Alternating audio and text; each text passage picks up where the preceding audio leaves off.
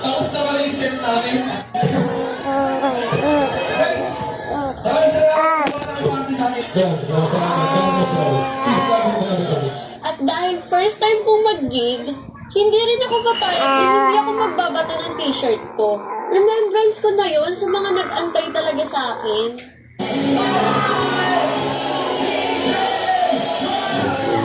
Baka maipa-frame kayo nung nakakuha sa sobrang starstruck niya sa akin. Kahit style ni Onyang ko yun, paye, at siya ang nagbigay